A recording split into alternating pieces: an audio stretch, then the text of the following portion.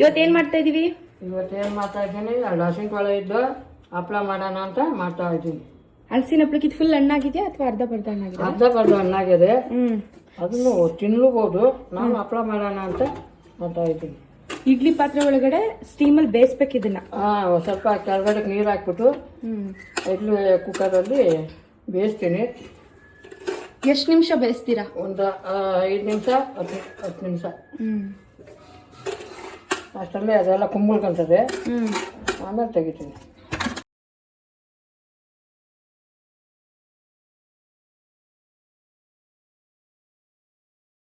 ಒಳಗೆ ಬೇಯಬೇಕಲ್ಲ, ಅದಕ್ಕೋಸ್ಕರ ಏನು ಮಾಡಿದ್ದೀನಿ, ಕೆಳಕ್ಕೆ ಸ್ವಲ್ಪ ನೀರು ಹಾಕಿ ಅದ್ರ ಮೇಲೆ ಒಂದು ಇದನ್ನು ದಬ್ಬಾಕಿ ಅದ್ರ ಮೇಲೆ ಅಬೆ ಒಳಗೆ ಬೇಯಲಿ ಅಂತ ಹಾಕ್ತಾ ಇದ್ದೀನಿ.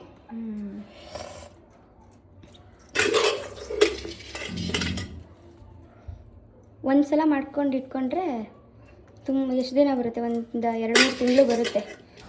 ಇವಾಗ ಇದನ್ನು ಕ್ಲೋಸ್ ಮಾಡಿ ಒಂದು 10 ನಿಮಿಷ ಬೇಯಿಸಬೇಕು ಚೆನ್ನಾಗಿ ಸ್ಟೀಮ್ನಲ್ಲಿ. ಇವಾಗ ಇದು ಬೆಂದಿದೆ. ಇವಾಗ ಇದು ತಣ್ಣಗಾದ್ಮೇಲೆ ಮಿಕ್ಸಿ ಜಾರಿಗೆ ಹಾಕ್ಕೊಂಡು ಚೆನ್ನಾಗಿ ಗ್ರೈಂಡ್ ಮಾಡ್ಕೋಬೇಕು. ರುಬ್ಬಾದ್ಮೇಲೆ ಪೇಸ್ಟ್ ಥರ ಆಗುತ್ತೆ ಇದು. ಈ ಥರ ಜೀರಿಗೆ, ಮೆಣಸು, ಸ್ವಲ್ಪ ಎಳ್ಳು, ಖಾರ ಪುಡಿ ಹಾಕಿದ್ದೀನಿ. ಮೆಣಸು ಎಲ್ಲ ಸೇರಿಸಿ ಈಗೆಲ್ಲ ಚೆನ್ನಾಗಿ ಮಿದ್ದು ಉಂಡೆ ಕಟ್ಟಿ ಹಪ್ಪಳ. ಮೆಣಸಿನ್ಕಾಯಿನ ಬೆಚ್ಚಗೆ ಮಾಡ್ಕೊಂಡು ಅದನ್ನ ರುಬ್ಕೊಂಡು ಮಾಡಿ ಅದಕ್ಕೆ ಜೀರಿಗೆ ಮತ್ತೆ ಒಂದ್ ಸ್ವಲ್ಪ ಮೆಣಸು ಮತ್ತೆ ಎಳ್ಳು ಅದನ್ನ ಚೆನ್ನಾಗಿ ಮಿಕ್ಸ್ ಮಾಡ್ಕೋಬೇಕು. ಮಿಕ್ಸ್ ಮಾಡ್ಬಿಟ್ಟು ಉಂಡೆ ಕಟ್ಟಿ ಒತ್ತಾಕೊಂಡು. ಆಯ್ತು.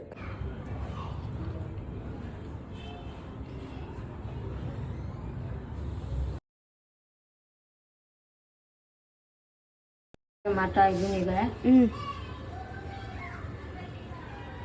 ಉಂಡೆ ಚೆನ್ನಾಗಿ ಕಟ್ಬೋದಾ? ಎಣ್ಣೆಕಾಯಿ ಮಾಡ್ಕೊಂಬಿಟ್ಟಿಲ್ಲ ಬರ್ತದೆ. ಎಣ್ಣೆಕಾಯಿ ಮಾಡ್ಕೊಂಡು ಹಾಕಿಬೇಕು.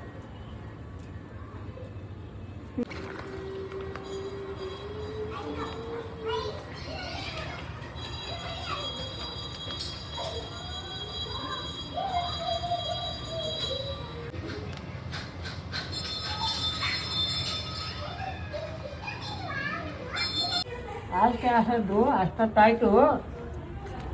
ನಾಶ ಮಾಡಿದ್ವಿ ಎಷ್ಟೊತ್ತಿಗೆ ಬಟ್ಟವಳು ಅನ್ನೋದು. ಅಂದ್ರೆ ಗಂಡ ಅಂದ್ರೆ ಏನ್ ಅರ್ಥ ಈಗ ಅದೇದು ಅರ್ಥ ಏನು? ಎಂಟಿಗೆ ಬರ್ಲಿವಲ್ಲ ಇನ್ನೂ. ಹಾಸಿಗೆ ಹಾಸೋದೇ ಇಷ್ಟೊತ್ತಾಯ್ತು, ಮಲೆ ಕಳಕ್ಕೆ ಇನ್ನು ಎಷ್ಟೊತ್ತಿಗೆ ಬಟ್ಟವಳು ಅಂತ. ಹಂಗ ಇವಾಗ ಏನಕ್ಕೆ ಅದನ್ನ ಹೇಳ್ತಾ ಇದ್ಯಾ? ಅದೇ ಅವ್ನು ಬರ್ಲಿವಲ್ಲ. ಯಾರೋ ನಿನ್ಸಿ ಡೆಲಿವರಿ ಬಾಯ